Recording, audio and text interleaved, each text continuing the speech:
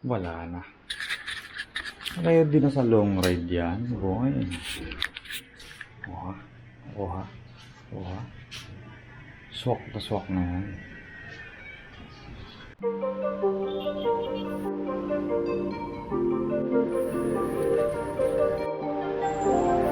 Ride out, 5:35.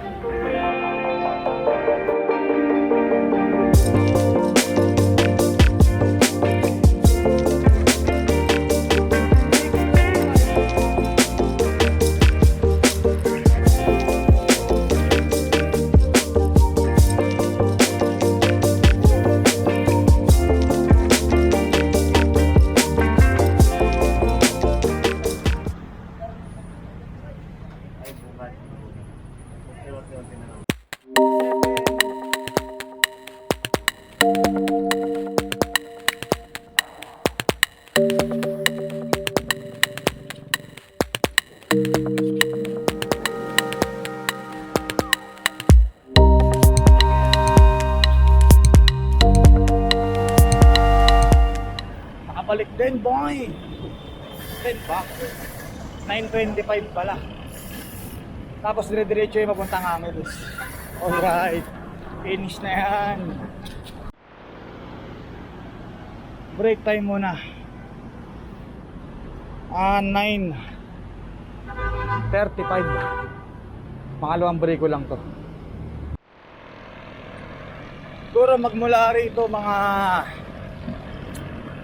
ano na lang to, mga 13 kilometers. Lapit na. Pangalawang break ko lang yun mula nung giginto. Tapos dito na yung sumunod.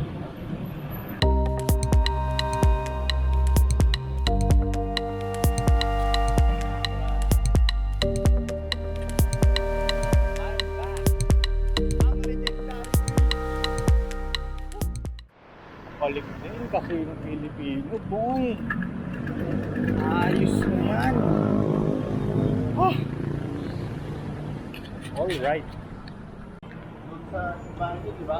Diyan. Sa simbahan ba yun? Hindi, may beach doon sa may mga 100 islands. Sa may Alaminos, yun doon Diba, malapit. sabab yan. Yung mga yan, magkakatabi na yan. Out of here. Take care.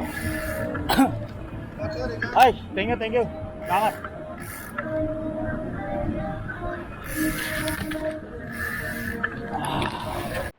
At yun na nga. Diretso na ako punta rin sa Panban. Ano, di ko alam saan ako kakain. Gutom na ako ba? Sige.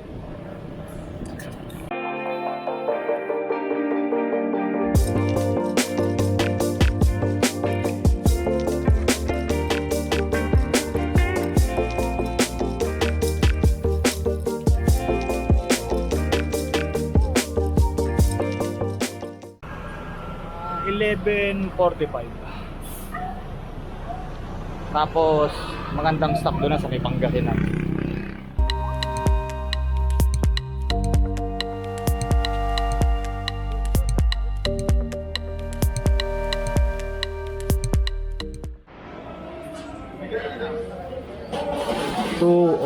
ng umaga. Walang yun ang haba ng Tarlac. Yan naman. Ayan, Yossi, kape. Ayos na yan. So, 136 plus 7 siguro yan. Mga 143 kilometers. Oh, shit. Ayoko na. Wala na. 44 kilometers pa. Papuntang Urdaneta. Siguro mga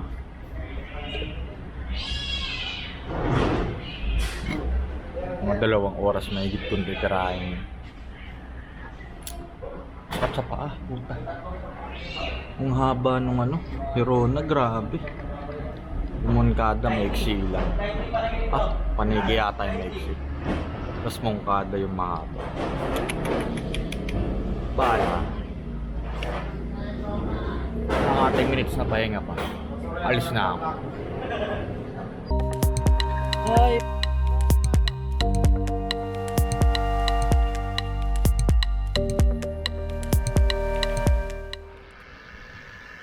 3:35. Pahinga muna.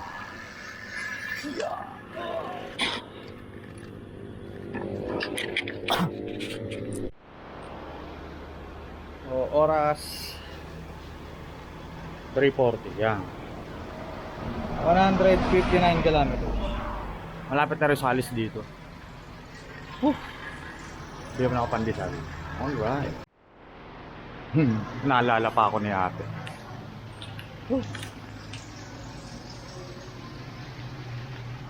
Okay, pandesal, dairy cream, hatiin na lang. 4:05. Diretso na ng Ordaneta. Okay.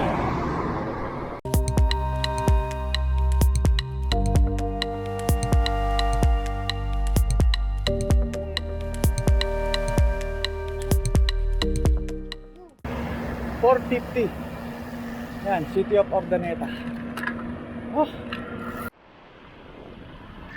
5:05 ng umaga. SM Ordaneta. Yan. 186 or 87 kilometers. Yan. Ito na yung pakaliwa papuntang Dagupan.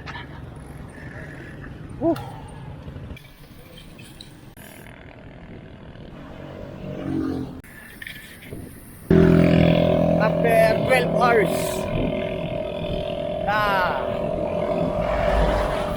magbabike mula dun sa Mandaluyong, naka 193 kilometers lang. Nahabol ko pa eh. Hindi kasi pumunta pa ako ng office kanina, kaya nagabol ako. Tsaka maraming break. Kailangan, pag malamig kasi kailangan laging puno tiyan mo. Papasukin ang lamig yung tiyan mo. Nakakaduwal yun. Yeah. Feeling ko malapit na yung Dagupan. Hindi ko alam kung mga ilang kilometro pa. Take care. Mamaya na lang ulit. Hanap ako kakainan. 5:44. Ang pahingahan ng bayan, 7-Eleven. Alright. 197 kilometers. At yun na nga, magliliwanag na, boy. Pahinga lang dun ako ng mga ilang minuto yun. 6:10 na ng umaga, syempre. Pumunta na ng Dagupan. Rekta na road.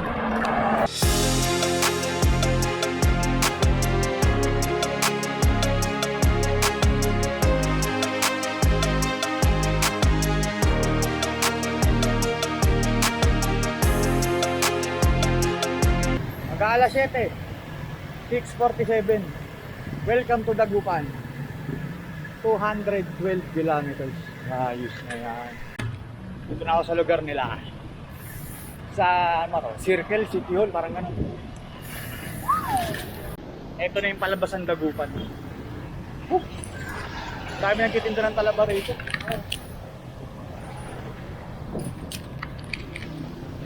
Matapos lang kumain. Alright. At eto, naglaso na ako, pare. Hindi na kaya. Hindi, joke lang. Pantanggalan tok lang. Tsaka partner sa Yossi. Siyempre masarap yan pag may Yossi. Kailangan kompleto yan para lumakas. Makunat yan yung daanan na yan. Kunat yan. Papunta na dun sa ano, Lingayen. Tapos papunta na rin ng Alaminos. Kaya good shit lang. Ewan ko ilang oras na. 7:40. Alis na ako mga 10 minutes. Alright. 7:55. Ride out ulit. Bundok pa sa harapan.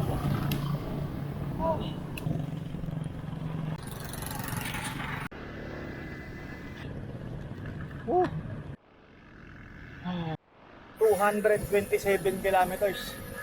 Lingayen. 820. Municipality of Lingayen.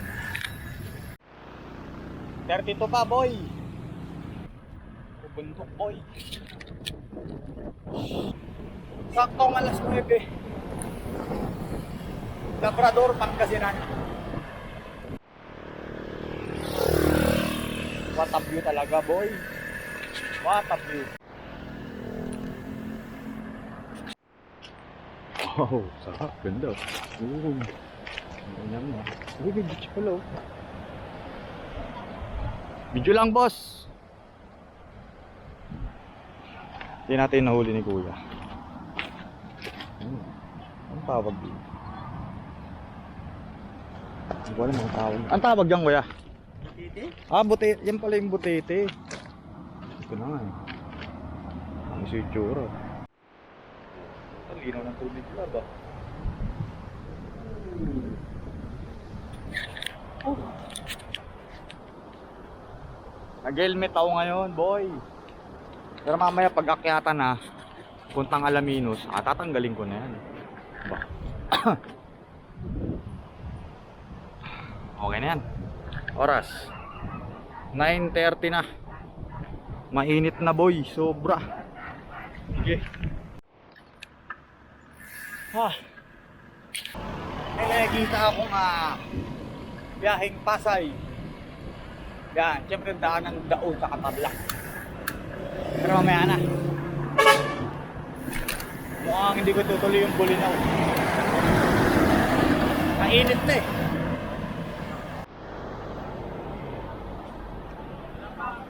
Pero seafoods.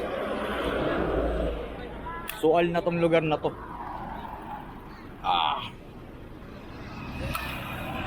Wala na. Akyata na, boy. Look at that, boy. Look at that.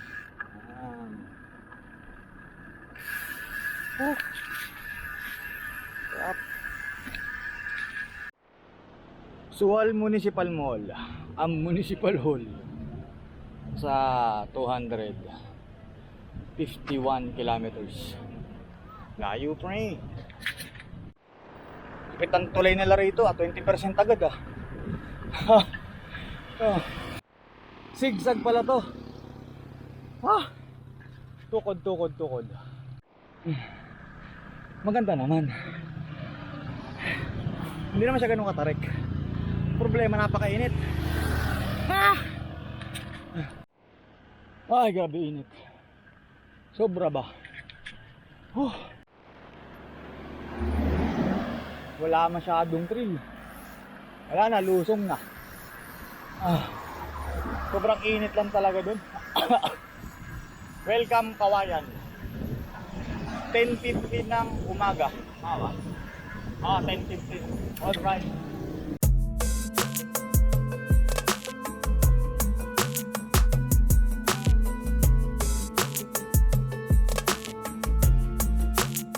Saktong alas 11. 264 kilometers. Alright. Home of 100 Islands. Kita ba dyan? Alright.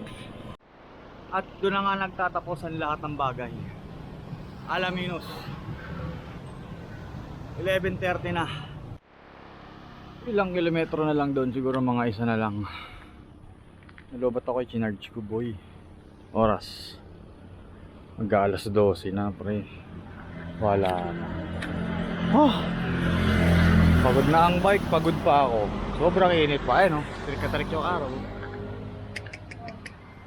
Sige. At yun na nga, dito na nagtatapos ride na. Ganun yung itsura dito eh. Basic lang. Tapos alis na ako. Alright. 12:10. Pabalik na rin sa bus station.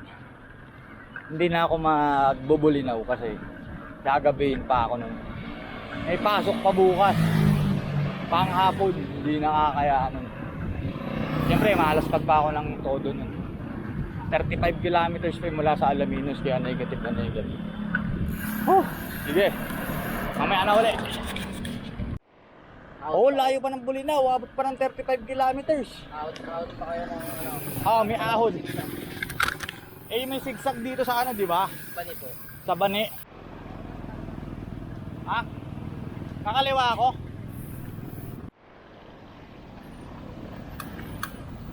Tama ta. 12:30. Yun na nga. Tapos na. Wala na. Nakasakay na. Mga umalis mga 11, 12:30. Ayos na yan.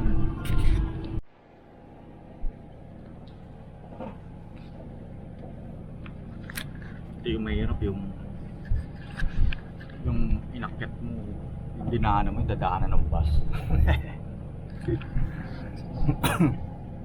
Pero banayad na banayad lang. Ganun, sobrang init talaga kanina pang grabe ka init. Matayo nga yung balahibo ko eh. Ayun. Pero shoot lang yan. Kala ko nga dyan yung daan no, sa mga marataas na yun. Hindi pala. Buti maiksi lang. Or mga 2 kilometro. Pero after nun patag tapos rolling. Tapos patag ulit. Tapos unting rolling na naman. Ayos naman. Kung tatanungin ako kung mahirap yung ride. Kung ako tatanungin na. Ayos lang.